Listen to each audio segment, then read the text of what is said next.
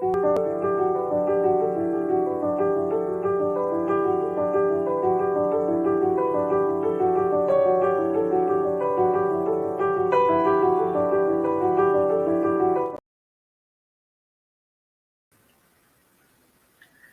noite, queridos irmãos, queridas irmãs.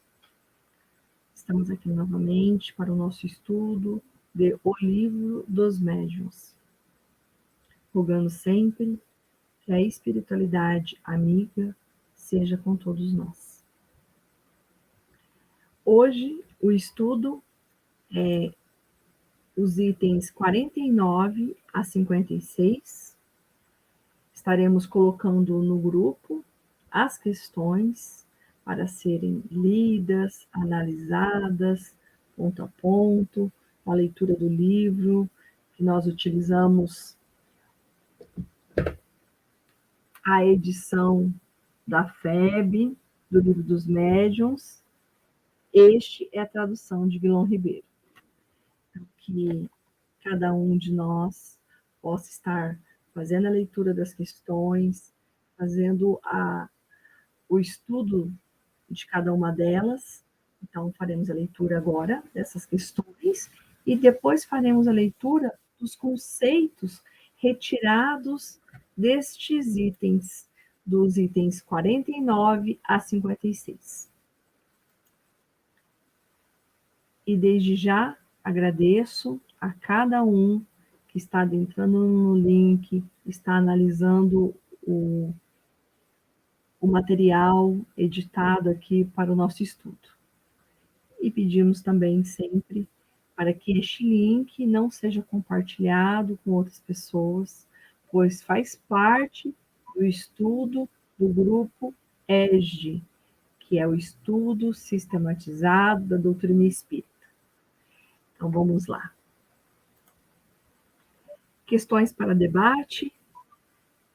Quais os princípios decorrentes do sistema poliespírita ou multiespírita? Está lá no item 49, a resposta. O que na visão espírita é essencial ao homem? No item 51. Como conceituar o perispírito? Também está no item 51. Qual a causa que contribui para que o homem duvide das manifestações espíritas? No item 52. Qual a situação do homem logo após a morte física?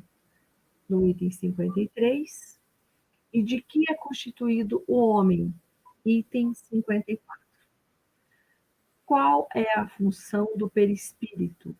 Item 54 também. E qual a forma do perispírito?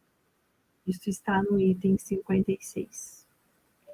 A forma humana é encontrada também em outros mundos? Isso está no item 56. E o perispírito pode expandir-se? Isso também está no item 56. Então, estas são as questões que serão inseridas no grupo, aonde cada qual pode estar fazendo a sua leitura, a sua reflexão e também a sua resposta.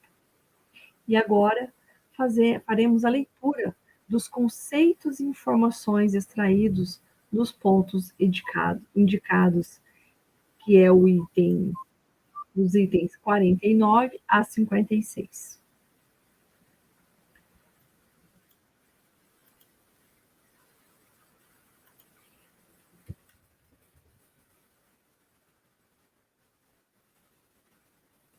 Vamos lá. Os diversos sistemas que passamos em revista, sem executar os que possuem um sentido negativo, repousam sobre algumas observações, porém incompletas ou mal interpretadas. Se uma casa é vermelha de um lado e branca do outro, quem a viu apenas de um único lado afirmará que ela é vermelha. Um outro, que é branca, ambos têm e não têm razão. Mas quem viu a casa de todos os lados dirá que ela é vermelha e branca, e somente ele estará certo. O mesmo acontece com a opinião que se faz do Espiritismo.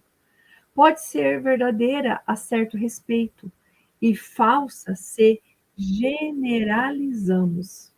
O que é apenas parcial, se tomarmos por regra que constitui exceção, eis porque afirmamos que quem quiser estudar seriamente essa ciência deve observar muito e por muito tempo. O sistema da alma material parte do princípio de que a alma e o perispírito não seriam duas coisas distintas, ou melhor, o perispírito seria a própria alma, que se depuraria por diversas transmigrações, como o álcool se apura pelas diversas destilações. A doutrina espírita considera, contudo, o perispírito simplesmente como um invólucro fluídico da alma ou espírito. E aqui fazemos uma pausa para lembrarmos que o primeiro livro da codificação é o Livro dos Espíritos. O segundo livro da codificação é o Livro dos Médiuns. Mas depois Kardec, além das revistas espíritas, coloca nas obras da codificação o Evangelho segundo o Espiritismo, o Céu e o Inferno e a Gênese. E depois ele vai tratar nestes outros livros que alma é o que tem o espírito quando está encarnado.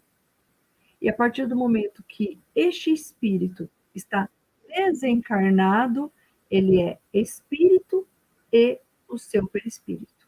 Enquanto encarnado, ele é a alma, o perispírito e o corpo físico. Dando sequência, os bons espíritos não insuflam jamais o azedume e a cisânia, ponto muito importante nas reuniões mediúnicas.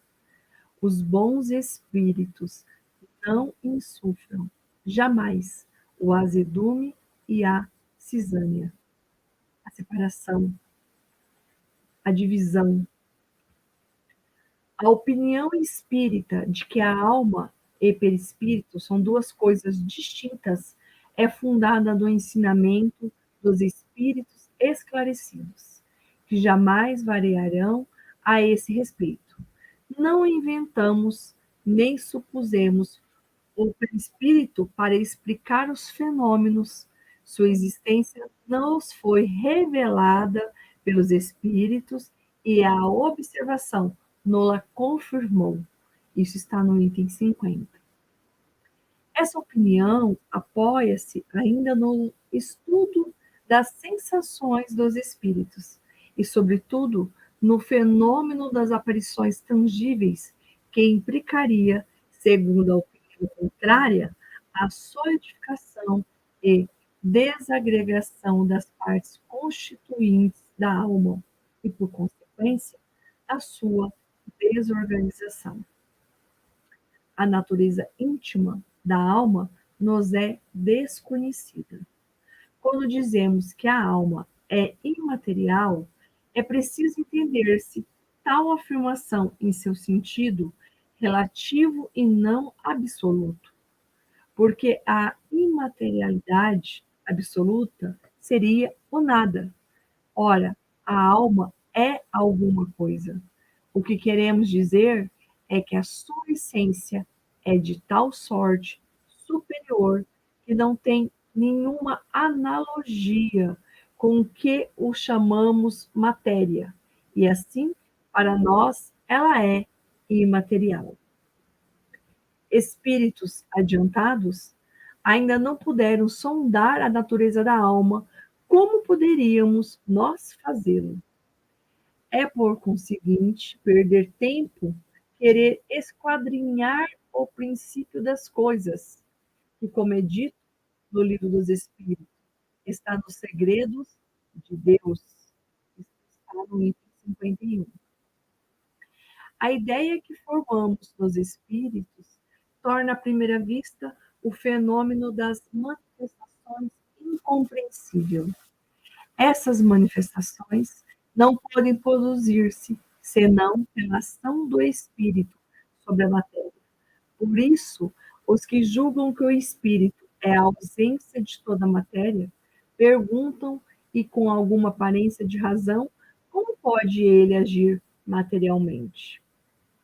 O espírito não é uma abstração, ele é um ser definido, limitado e circunscrito.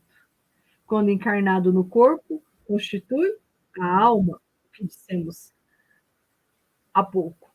Quando deixa pela morte, não sai sem nenhum invólucro.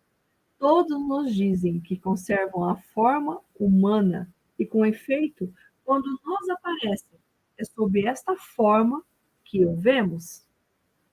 A morte é a destruição, ou melhor, a desagregação do invólucro grosseiro, o corpo físico, que a alma então abandona. O outro invólucro, chamado perispírito, se liberta do corpo e segue a alma. E dessa maneira percebe ter sempre um invólucro. Este último, embora fluídico, etéreo, vaporoso, invisível, para nós em seu estado normal, não é mais que matéria. Disseram que o espírito é uma flama, uma fagulha, um clarão. Isso se serve entender do espírito propriamente dito, como princípio intelectual e moral, e ao qual não se saberia atribuir uma forma determinada, mas em qualquer grau que ele se está sempre revestido de um invólucro ou perispírito, cuja natureza se eteriza à medida que ele se purifica e se eleva na hierarquia. Assim, a ideia da forma é inseparável da do espírito, e não concebemos um sem o outro. O espírito faz, então, parte integrante do espírito, como o corpo faz parte integrante do homem, mas o perispírito sozinho não é espírito. Como o corpo sozinho não é o homem, porque o perispírito não pensa. Ele está para o espírito como o corpo está para o homem. É o agente ou instrumento de sua ação. É graças às propriedades do seu invólucro político que o espírito pode tomar a exata aparência que tinha quando encarnado. É, na verdade, até mesmo a dos defeitos físicos que podem servir, então, de sinais de reconhecimento. Os espíritos são, pois, seres iguais a nós, que formam ao redor de nós toda uma população, invisível no estado normal. Dizemos esse estado normal, porque essa invisibilidade não é absoluta. Queridos irmãos, queridas irmãs, agradeço a atenção de cada um e gostaria de estarmos todos conectados com o grupo nas questões das dúvidas, dos esclarecimentos, e que possamos estarmos juntos novamente na próxima semana. Que Jesus seja conosco, hoje e por todo sempre.